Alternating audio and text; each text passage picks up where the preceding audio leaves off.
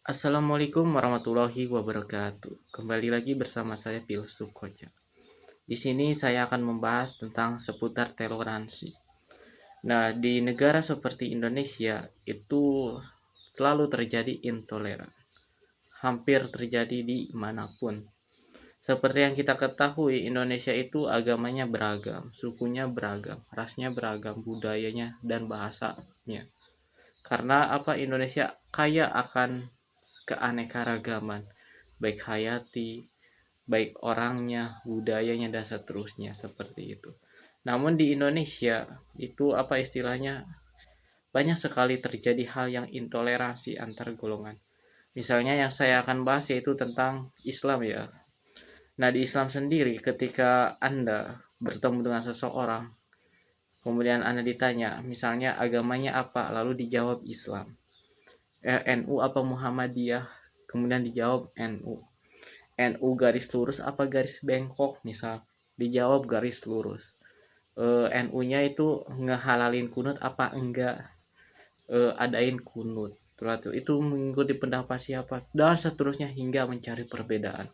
Ketika sudah tahu bedanya, akhirnya dihujat habis-habisan. Kenapa kamu ini berbeda gini-gini? Padahal kan harusnya gini-gini. Nah, itulah yang terjadi di Indonesia. Jadi apa ya istilahnya? Banyak sekali beberapa oknum yang dimana menjadikan sebuah ilmu agama yang dia miliki untuk mencari suatu perbedaan antara dirinya dengan orang lain. Ketika perbedaan tersebut ditemukan, maka yang berbeda itu akan dihujat sehabis-habisnya. Kenapa? Karena berbeda.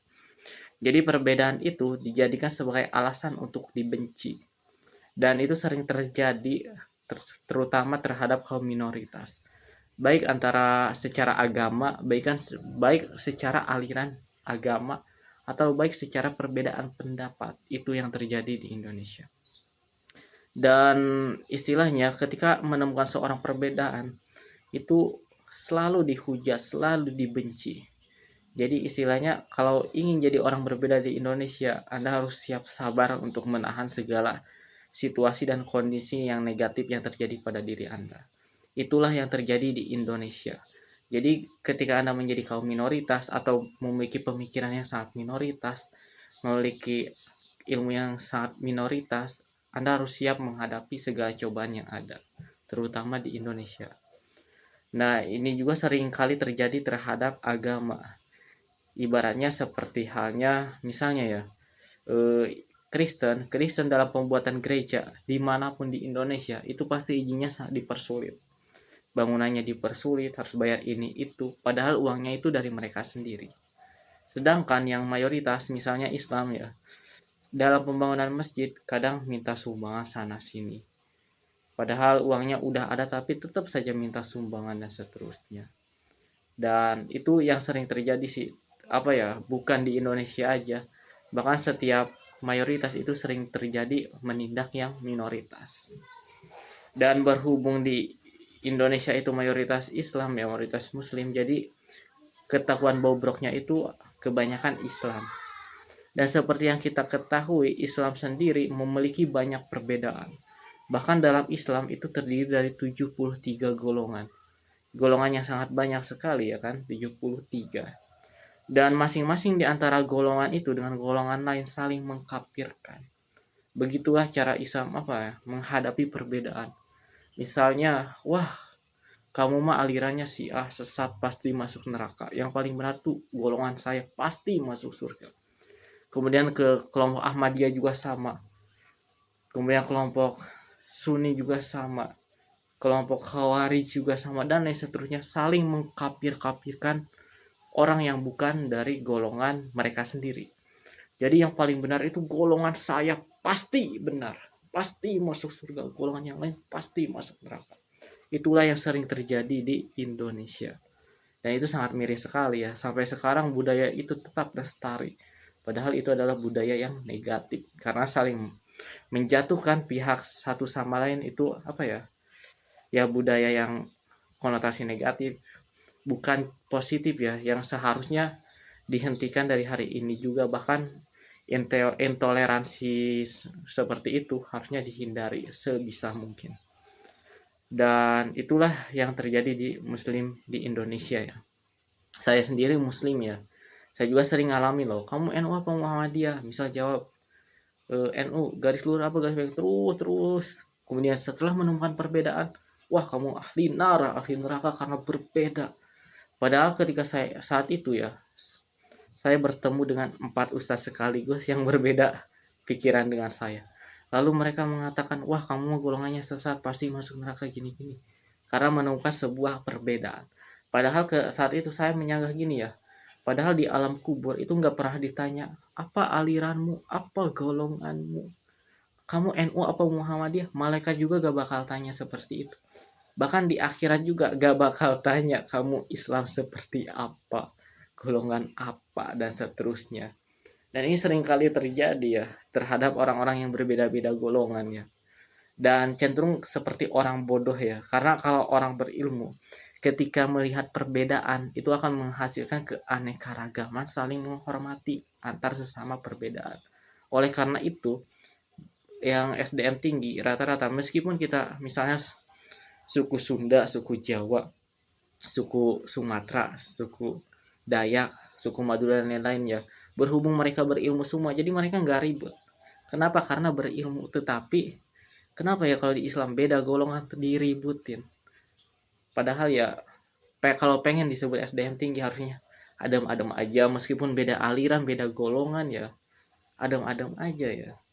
Jadi apa ya, ketika ada penggolongan itu menjadikan alasan untuk saling membenci. Bahkan intoleransi atau toleransi di Indonesia itu sering salah dipahami ya. Misalnya apa bukti toleransi kamu terhadap orang Kristen, misalnya tidak mengganggu orang Kristen beribadah. Hah?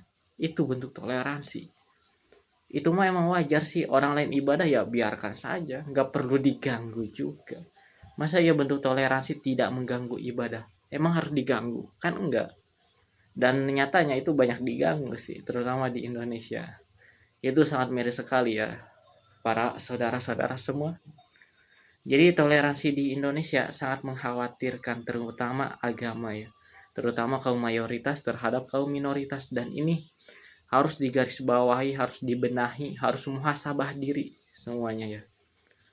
Dan itu apa ya, terjadi di mana-mana, terutama di Jawa ya, suku Jawa. Bahkan di apa ya istilahnya, di sosial media sendiri kan banyaknya yang mengatakan Jawa sama dengan hama. Mungkin ini ya dari bentuk toleransinya agak berkurang ya. Tapi semoga aja setelah video ini ada, toleransinya itu semakin meningkat ya. Baik berbeda budaya, suku, agama, beda aliran, semuanya harus toleransi. Dan seperti yang kita ketahui ya, yang dimana Islam itu terpecah dari 73 golongan.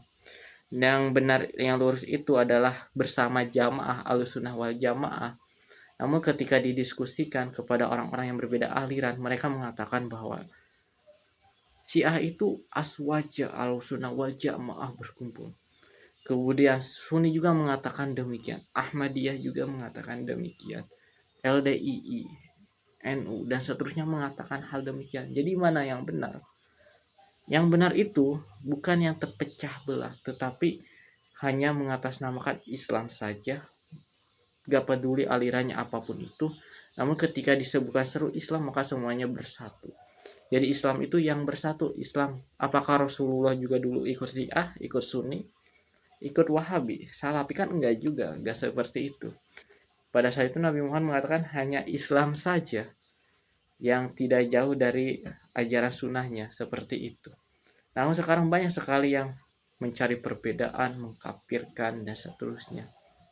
Hanya berbeda pendapat, berbeda mazhab, berbeda aliran dan berbeda seterusnya. Padahal Rasulullah tidak pernah membandingkan umat-umatnya. Karena setiap umatnya ya satu, yaitu yang mengikuti dirinya, yang mengakui Allah sebagai Tuhan, yang mengakui Nabi Muhammad sebagai utusan Tuhan. Udah, itu Islam. Jadi yang bersatu, nggak perlu Anda cari perbedaan lalu yang berbeda itu dijadikan musuh, itu nggak perlu. Karena kalau hal itu terjadi berarti Anda bersifat intoleransi atau tidak bersifat toleransi, dan mungkin itu suka memecah belah. Padahal Islam itu selalu menyatukan, selalu memudahkan, selalu memberikan kabar gembira.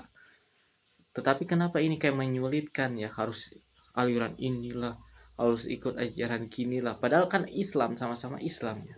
Jadi aliran Islam tuh kayak gimana ya, terpecah belah. Kenapa nggak bersatu? Ya, mungkin itu saja yang bisa saya sampaikan dari toleransi. Jadi ke bawah emosi di sini ya. Ditutup. Wassalamualaikum warahmatullahi wabarakatuh.